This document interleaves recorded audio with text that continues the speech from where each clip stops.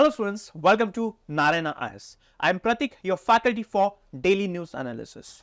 Students, as part of our Daily News Analysis, we shall be discussing 5 important topics from the Hindu and the Indian Express.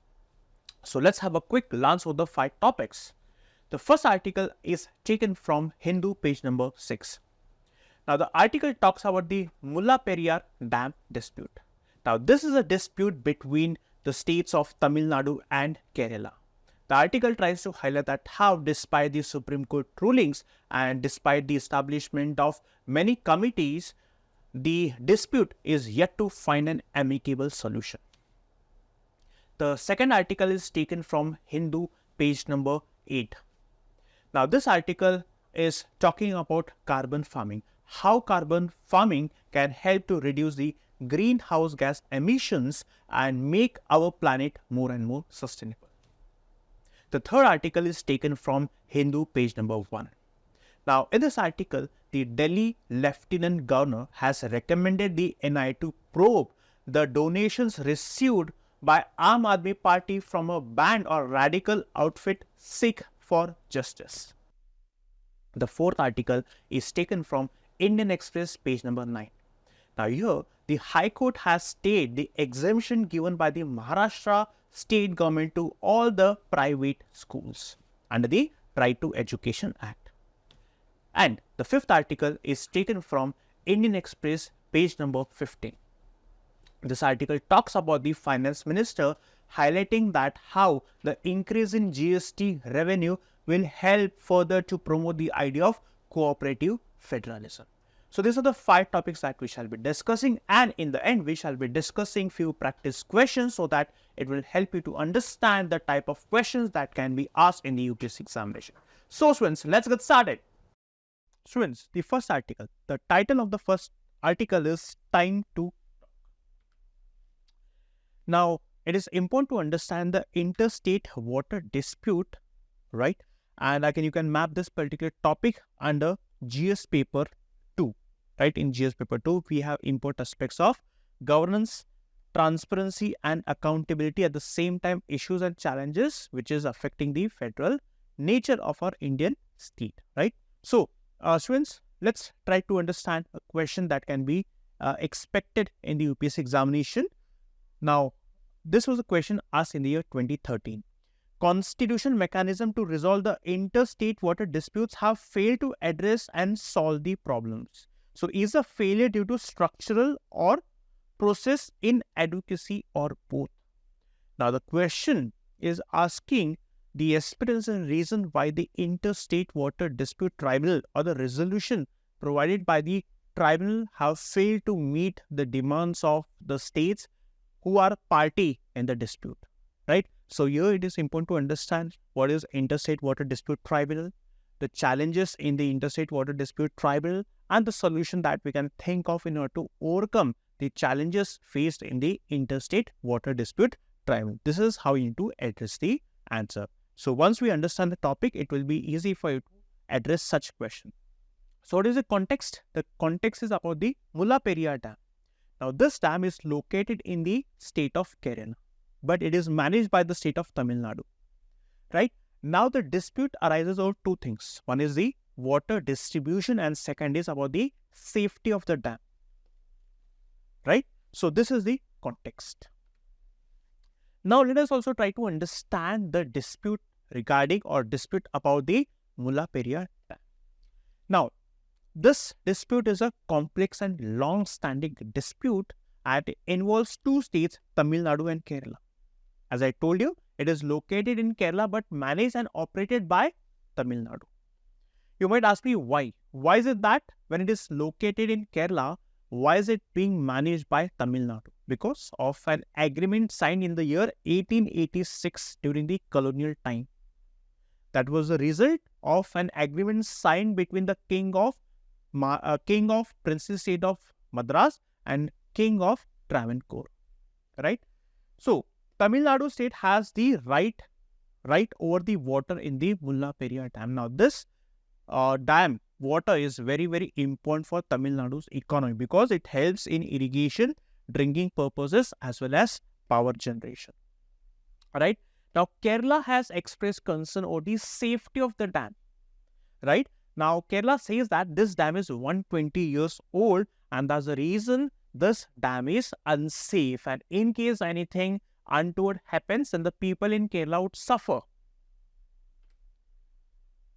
Now, as I told you, this dam is crucial for Tamil Nadu's economy. Why? Because it helps or it assists the agriculture in Tamil Nadu.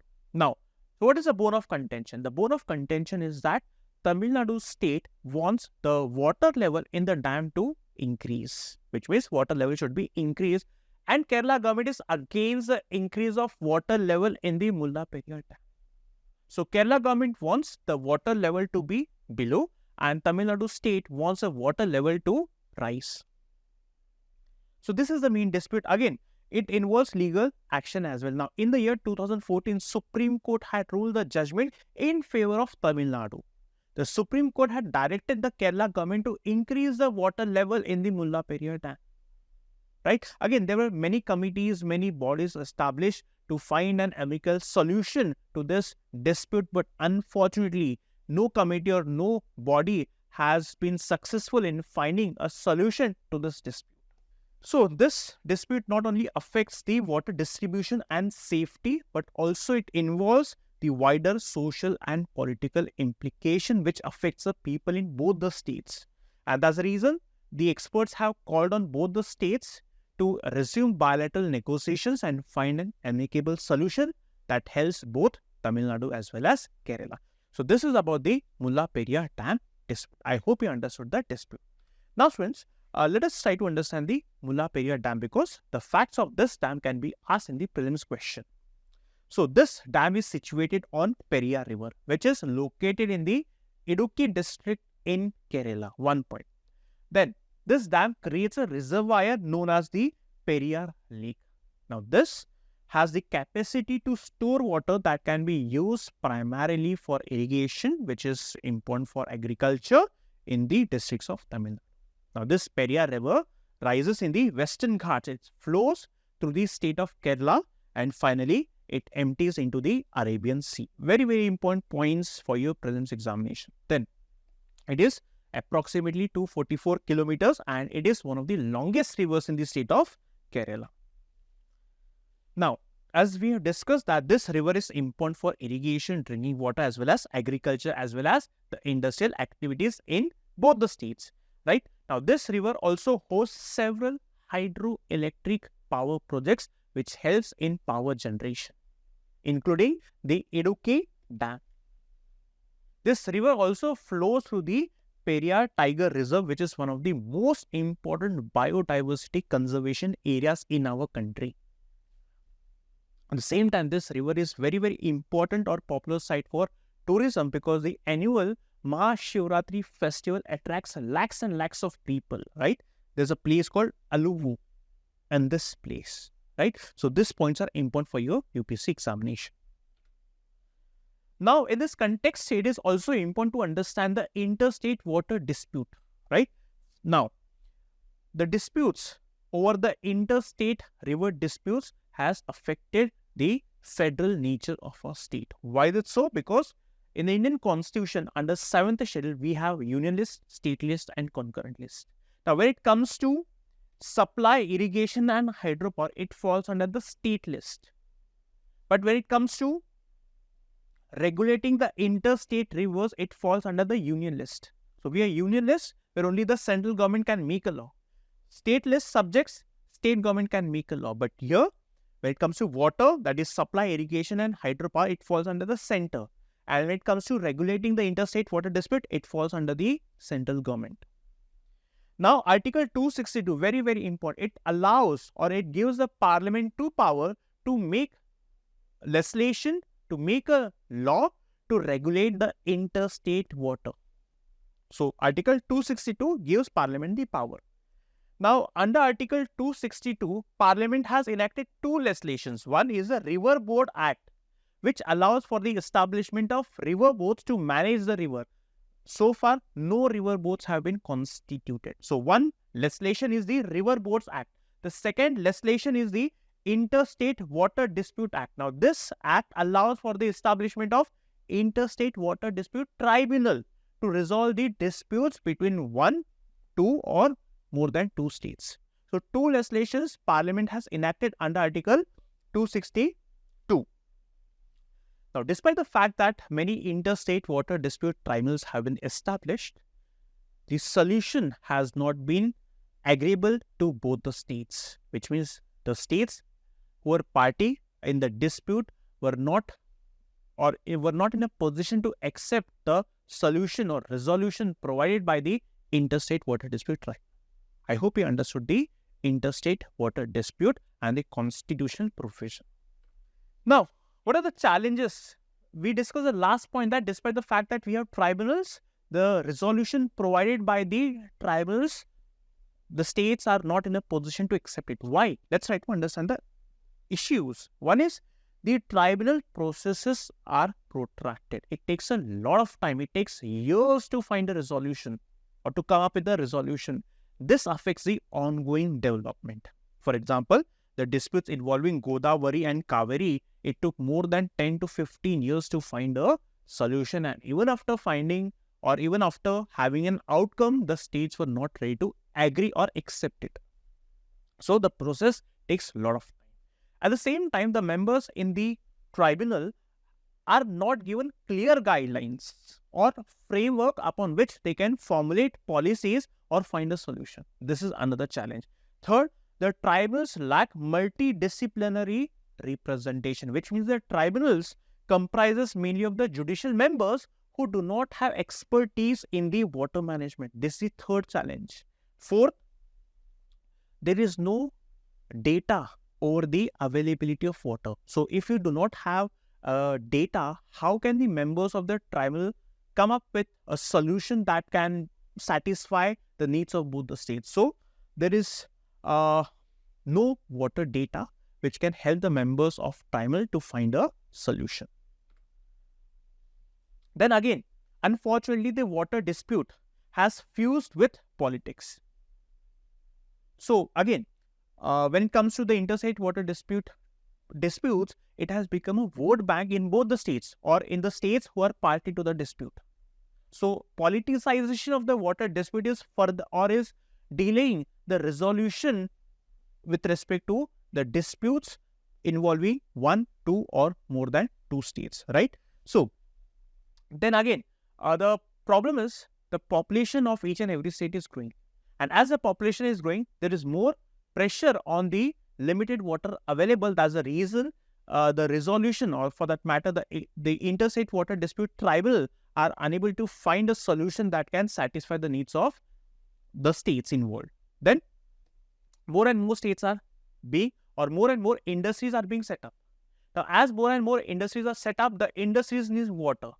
So there's a growing demand of water. Again, this is creating a big problem, and that's the reason the tribunals are taking a long time to come up with a solution. So these are the challenges associated with the interstate water dispute, right? Tribunals.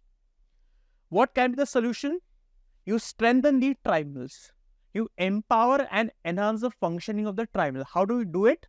By making sure that the members in the tribunal represent different, or for that matter, different sections of the society. Secondly, the decisions of the tribunal should be binding on the states. As of now, the decisions of the tribunal are not binding. Second, it is very important to promote transparency. And in order to promote transparency, there has to be data sharing. Data sharing with respect to water data, then reservoir storage levels and the water usage statistics, so that trust can be built, which can help the members of the tribunal to come up with the solution. Then the next solution we have is the integrated river basin management.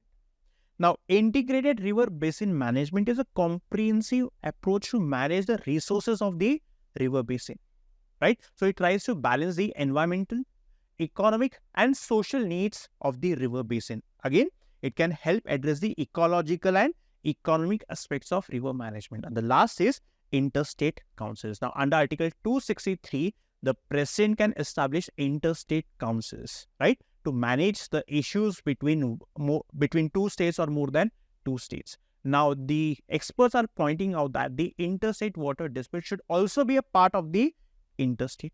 So these are the solutions that we can think of in order to find an amicable solution that can satisfy the needs of one more states involved in the dispute.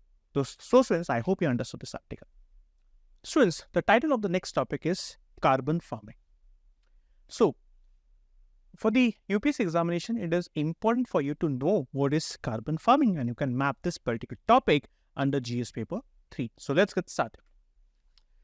So, a question was asked in the year 2022. And what was question? The question was discuss global warming and mention its effects on the global climate.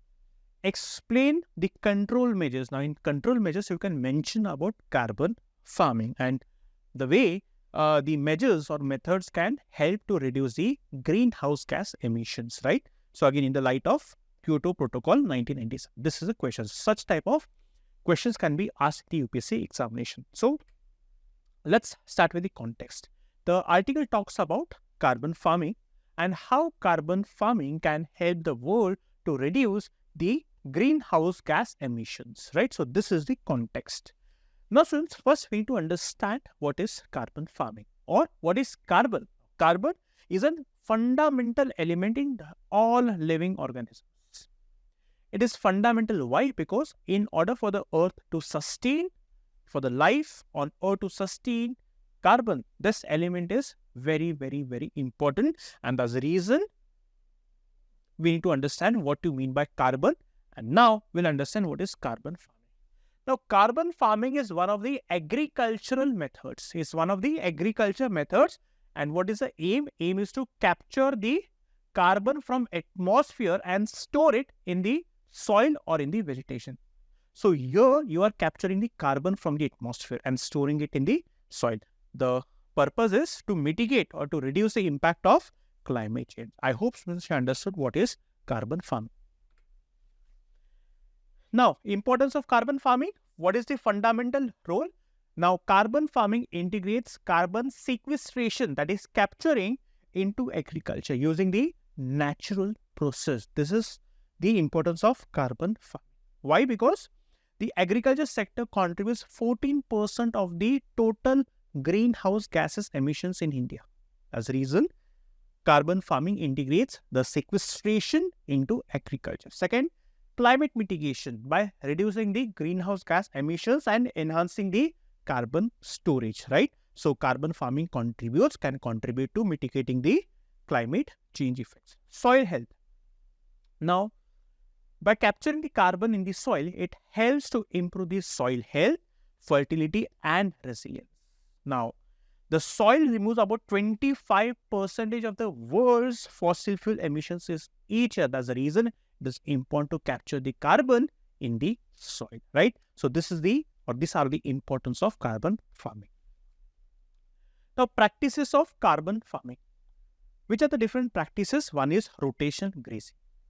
Now, what is rotational grazing? Now, let's say, for example, when the livestock are taken for the sake or for the purpose of grazing, then we have to ensure that the grazing should not take place at one particular area. So, there has to be rotational grazing. For example, if the animals or let's say livestock are confined to one particular area, it might lead to the elimination of the pasture. That's the reason you have to allow the pasture to rest, restore, and then again the animals can be sent for the grazing purpose. So, the grazing has to be done on a rotational basis so that it can prevent the elimination or completely wiping out the pasture. Then agroforestry. Now, what is agroforestry? Agroforestry is a practice of planting trees along the agriculture crops. Now, you might ask me, what are the benefits of planting trees along with the agriculture crops? Now, planting trees, one, it will retain the water level, it will retain the soil, then it will also provide fodder for the livestock, at the same time it will provide shade to the farmers, right? So, these are many benefits. As a reason focusing on agroforestry is very, very important. Then the conservation agriculture, for example, techniques such as zero tillage. Now, what is zero tillage? Now, so as you know, when plowing is done, it happens so that the important minerals or nutrients in the soil get lost. So, here in the zero tillage, what we do is we sow the seeds without disturbing the soil.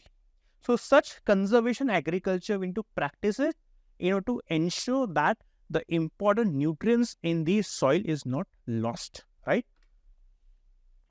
Then integrated nutrient management. We can use organic fertilizers and compost to reduce emissions and promote the soil fertility. Then wetland restoration. Now we know that the wetlands are places which captures carbon. So is important natural carbon sink as the wetlands conserve about 14.5% of the soil carbon found in the world. That's the reason wetland restoration is a very, very important, because it captures the carbon. Challenges. Now, what are the challenges to the carbon farming? The geographical variation. Now, India is a huge land. The geography of a country is different, right? Leading to geographical variation. For example, not all the places have the same factors. For example, some factors might lack in soil type, water availability, or let's say biodiversity. So one thing is geographical variation. Second is water scarcity. Now, some regions in our country are water scarce regions. Now, for the sake of carbon farming, we need water. And the areas where there is no water, or where the water is scarce, it is difficult for the farmers in those regions to practice carbon farming. Financial constraints. Now, in India, majority, 90% of the farmers are small scale farmers. Now, the small scale farmers do not have any incentive to invest in the carbon farming technique. So these are the challenges to carbon farming. Now, which are the practices worldwide? One, we have the carbon trading markets. Now, what is carbon trading markets? Now, every industry, or let's say every farmer is given a target, which means they cannot emit greenhouse gas emissions beyond that particular target. And if you are able to reduce the emission of greenhouse gases, you get carbon credits. Now, this carbon credits you can sell in the market, and you can also encash the carbon credits, right? And the ones who are exceeding the target have to buy the carbon credits for the market, right?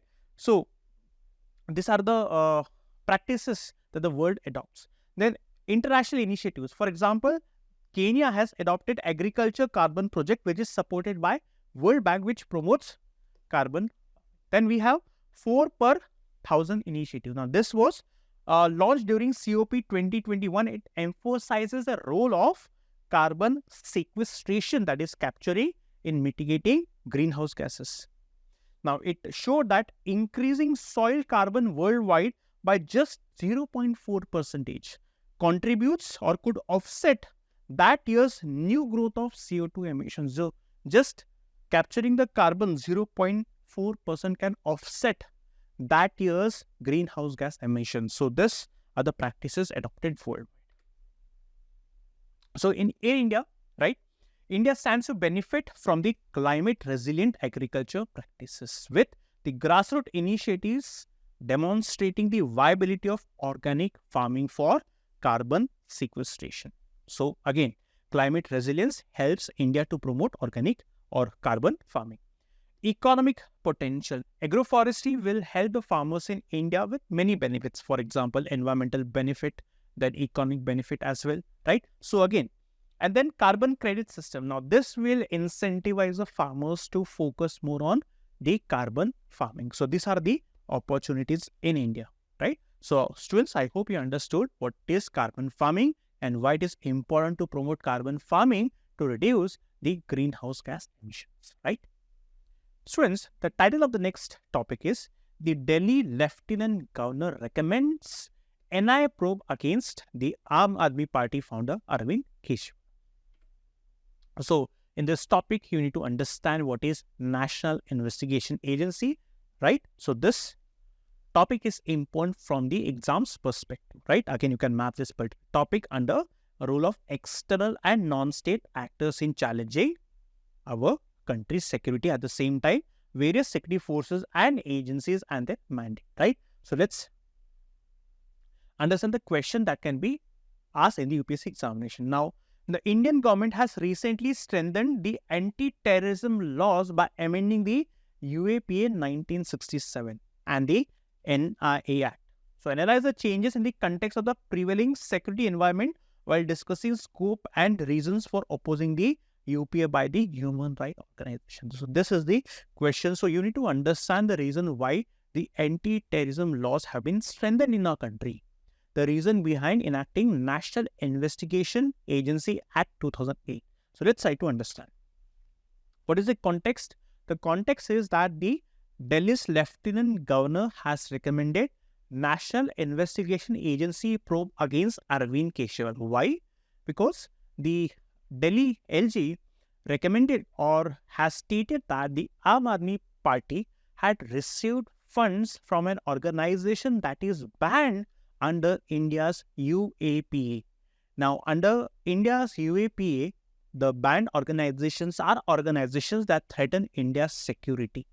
So, an organization that is threatening India's security has donated funds to the Aam Aadmi Party, and that's the reason Delhi Lieutenant Governor wants the NI to probe this donation. What is the basis of complaint? The Aam Aadmi Party received $16 million from Khalistani groups. We'll understand what one understands by or what one means by Khalistani, the movement or Khalistani group. So, a pro-Khalistani leader, this person who is the founder of Sikh for Justice, he alleged in a video that he funded the Aam Aadmi Party. And again, there are sources which report that Arvind Kejriwal, the founder of Aam Aadmi Party, had held meetings with the Khalistani leaders in the year 2014, right? So, this is the basis for complaint. So, what was the political response? Now, the Aam Aadmi Party, right, the spokesman of the Aam Aadmi Party, he said that similar such investigation was ordered by the Home Ministry, which yielded no result. So, this investigation is just to pressurize the opposition in the 2024 election. But let's not focus on the political dimension. Let's try to understand what we understand by NIA or the provisions under National Investigation Agency, because this is important from the exam's perspective. Now, NIA was established in the year 2009 under the National Investigation Agency Act of 2008. This agency was established right after the 2008 Mumbai terror attack. So, this is a statutory organization. Why? Because it was formed by passing a law in the parliament. Now, the objective of NIA is to combat terrorism and other issues that threaten national security. NIA operates across the entire country. It has the jurisdiction power to investigate offences that affects the India's sovereignty, integrity and security. It can also investigate and prosecute offences under various laws. Example, we have the Unlawful Activities Prevention Act, right? Now, this act is used to prosecute a person who is involved in threatening India's security, who is involved in threatening India's national integrity, right? Now, the NIA is vested with extensive powers to conduct investigation. Investigation, you mean search, the seizure, arrest as well as detention of suspects. It can also request help from other law enforcement agencies such as the State Police, the Central Bureau of Investigation, etc. It focuses on cases which are mainly related to terrorism, insurgency like that we see in the northeast or the Naxalite region, and organized crime. It has involved several high-profile cases involving terrorist groups such as Lashkar-e-Toiba, Jaish-e-Mohammed and Hizbul Mujahideen. Now, NIA has handled several high-profile cases including the 26/11 Mumbai terror attack, the Pulwama attack, right, as well as the Maoist insurgency. Now, the NIA has been instrumental in disrupting the terrorist models or their objectives. But the NIA has always been criticized. Why? Because they violate the human rights. That's the reason the NIA has also faced criticism. At the same time, it is alleged that the NIA does not cooperate with the state police, or coordination with the state police forces is also challenging the federal nature of the Indian state, right? So, these are the challenges and criticism. Then, we also need to know or understand what is the 6 for Justice. Why? Because it was in the news, right? Now, Sikh for Justice is a group that fights for the rights of the Sikh community. It was founded in 2007 by a Khalistani leader whose name is this person, Gurpatwant Singh Pannu, right? He's a founder. Now, what is the objective? The objective is to hold a referendum among all the Sikhs. The objective of Sikh for Justice is to hold a referendum, which means the Sikhs who are living across the world would have the opportunity to vote to decide if there should be a separate country, independent country only for Sikhs, right? So this is one of their primary objectives. And the Sikh for Justice, or the leaders of Sikh for Justice, they claim that the Sikhs, especially in India, are discriminated, right? So fighting for a separate homeland. For example, we know India has a state called Punjab. Pakistan has also a province called Punjab. So such people who are part of this objective want to unify the Punjab province of Pakistan and Punjab state of India. By merging these two provinces, they want to make a separate country for the Sikhs. And this is known as the Khalistani movement. I hope you understood what is Khalistani movement. So Khalistani movement is a movement that the Sikhs are fighting to have a separate homeland only for Sikhs, right? For example, the members of Sikh for Justice have been, or we see these members of this group protesting in different countries like Canada, UK and United States. Why? For a separate homeland, right? Again, in India, in the year 2019, Indian government has banned this group under Unlawful Activities of Prevention Act, which means this group is a banned group in our country. And the Delhi LG has recommended NIA group. Why? Because there are reports stating that this group had funded the Aam Aadmi Party government, right? So students, I hope you understood this particular article, right? Students, the title of the next article is High Court Stays Exemption to Private Schools from RTA Admissions. The important for you to understand is Article 21A, Article 45 and Right to Education Act 2009. And you can map this particular topic under GS paper 2. So let's get started. A question on Right to Education Act was asked in the year 2018.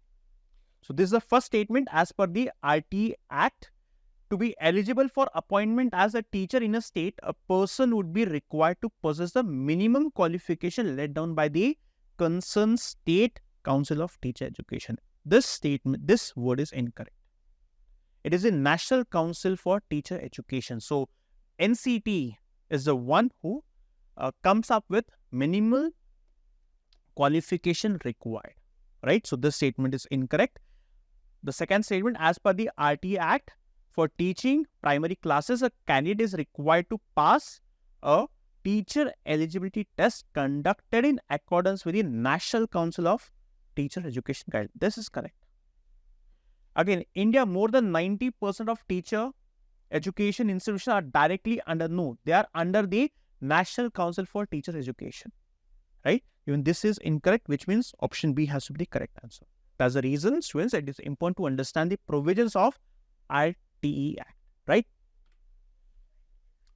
Now, what is the context? The context is that the Maharashtra government had enacted a subordinate legislation exempting private schools, which is within 1 kilometer radius of the government schools and aided schools from the Right to Education Act provisions, right?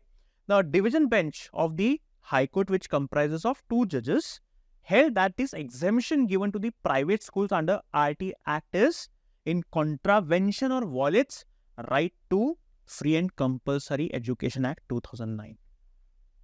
Now, students, the RT Act, it requires that the private schools, which means 25% of the seats in the private schools should be reserved for the students belonging to the weaker sections. So this is the Act, and the Act mandates that 25% seats should be reserved for students from weaker community. Maharashtra government made a law exempting the private schools. Maharashtra government said that if the private school is established or located within 1 kilometer radius from the government school, then such private schools do not have to admit or reserve 25% seats to the students belonging to the weaker section. And the High Court has stayed the exemption given by Maharashtra government to such private schools. So this is the context. I hope you understood the context. Now, it is very important for you to understand Article 21. Article 21 is fundamental right, which means it is a duty of the state to ensure that the children in between 6 to 14 years are provided quality education, free and compulsory education, right? So this provision was added through 86th Constitutional Amendment Act 2002. And what is Article 45? Now the state will try to ensure that early childhood care should be given up to the age of 6, which means up to the age of 6, the state will try to provide quality or early childhood education. And then between 6 to 14, it is the fundamental right, right? For example, if the state fails to provide education, free and compulsory education to students in between 6 to 14 years, then petition can be filed against the government. You can take the government, drag the government to the court. But before a student or child reaches the age of 6, you cannot prosecute or file a complaint against the state, right? So this is Article 45 DPSP. So what are the key provisions of Right to Education Act? One is free and compulsory education. This is Article 21A, which we just discussed. Then neighborhood schools. The purpose is to ensure that a student should get quality education. At the same time, accessibility to education is very, very important. So a student does not have the need to go far away to seek education or get education. So in any of the nearby schools, a student can get or can ensure that he gets the best education. So emphasizes the right of children to seek education in neighborhood school or beyond. Thus, it promotes inclusivity. The next provision is 25% quota reservation. As I told you that private schools have to ensure that 25% of the seat should be reserved to students belonging to the economically weaker section, right? And these schools, the private schools, are also entitled to reimbursements from the government. So it is a duty of the government to ensure to provide access to quality education and infrastructure in terms of teacher availability and maintaining the school standards under the Right to Education Act. Again, it also imposes a moral responsibility on the parents to ensure that the children are getting education, right? And then school management. Again, the private schools have to obtain a certificate of recognition which ensures certain norms and standards. So these are the provisions under Right to Education Act 2009. Then again, this Education Act was amended in the year 2012 to include children with disabilities, which means the children with disabilities can also be included in the Right to Education Act, right? Now, this Amendment Act of 2012, it exempts the religious and minority educational institutions, which means in the religious and minority educational institution, RTA provisions won't be applicable. Again, the Act was also further amended in the year 2019, which abolished the no detention policy. Now, what is no detention policy? Which means a child cannot be failed until the 8th standard. But now, the Act has been amended in the year 2019. Now, it is up to the states to decide if a child can be failed up to the 8th standard. So, this is the change in the year 2019. So, I hope students here understood this article.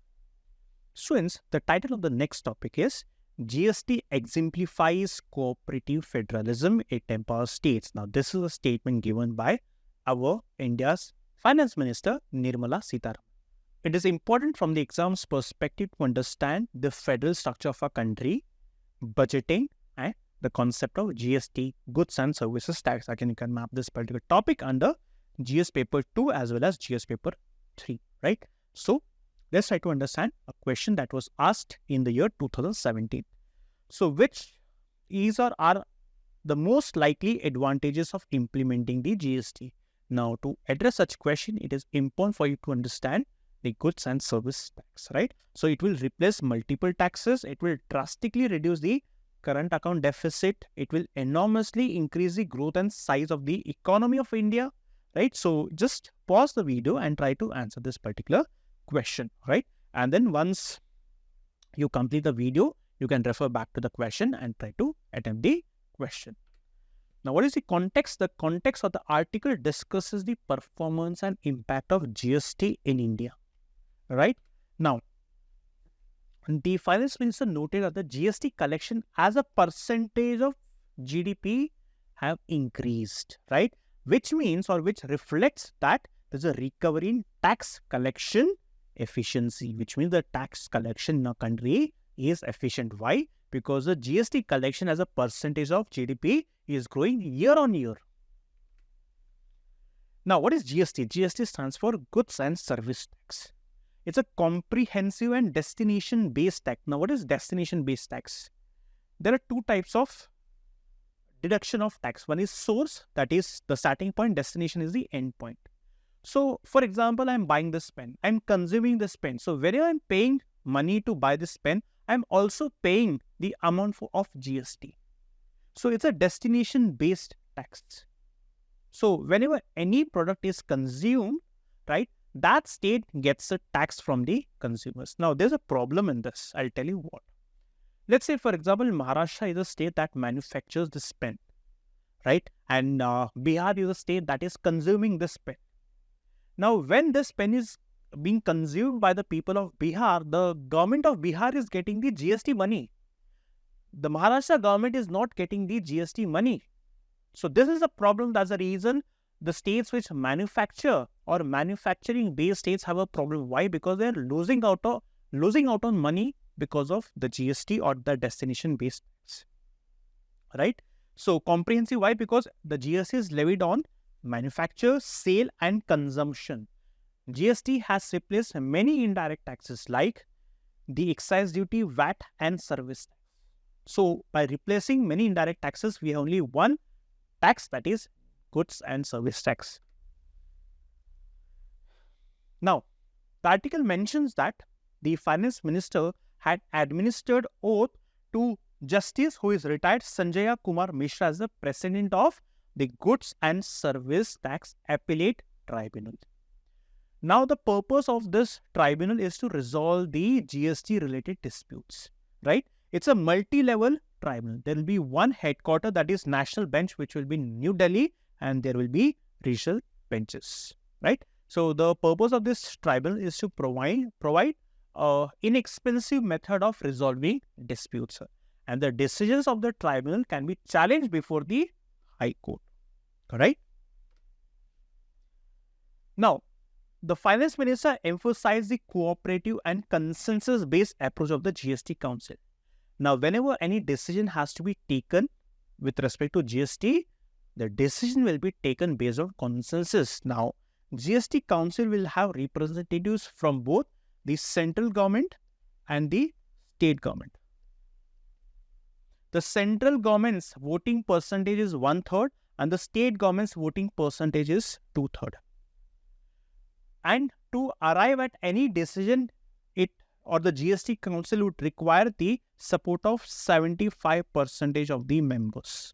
Only then a decision can be taken. That's the reason it is referred to as consensus-based approach.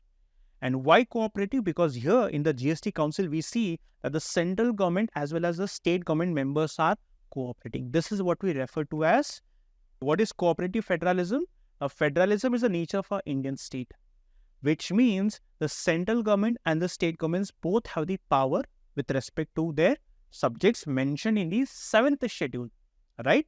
So, here in the GST Council, the decision is taken based on consensus. That's the reason, or it reflects or it manifests that the federalism in our country is cooperative federalism. This is what the finance minister had remarked.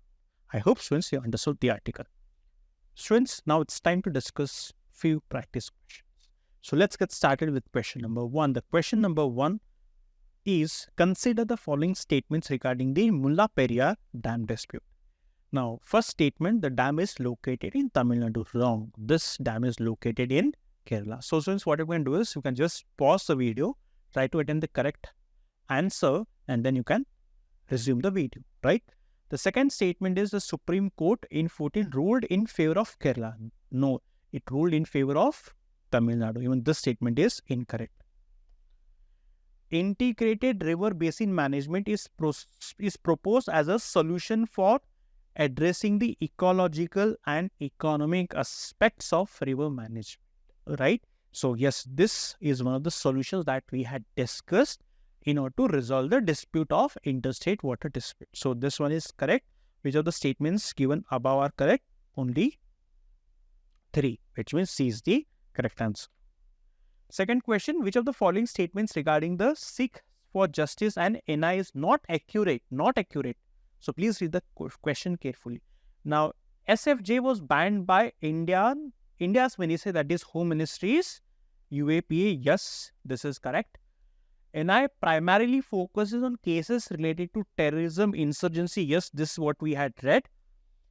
SFJ seeks to promote peace and reconciliation. This is entirely wrong. So this has to be the correct option, right? So it's self-evident. Which of the following statements regarding GST again is not correct? The GST is a destination-based tax. Yes. GST was implemented in India on July 1, 2017, replacing the complex system of multiple indirect taxes. Correct.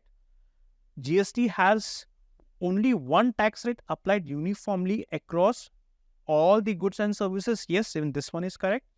Has helped in simplifying the indirect tax structure in India by subsuming various central and the state taxes. Even this statement is correct. So again, we have to read the question.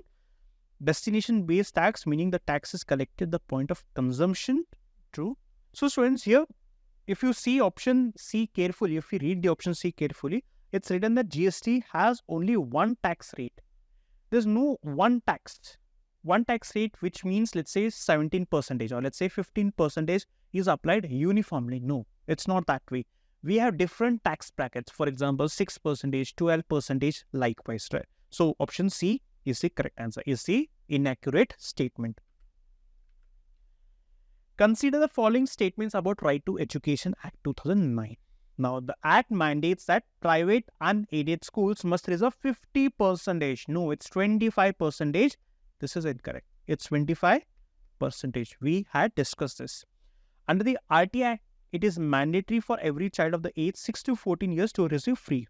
This is correct. This says, for the provision of Right to Education Act, it requires all schools to admit children irrespective of the time in the academic. Yes, this is correct.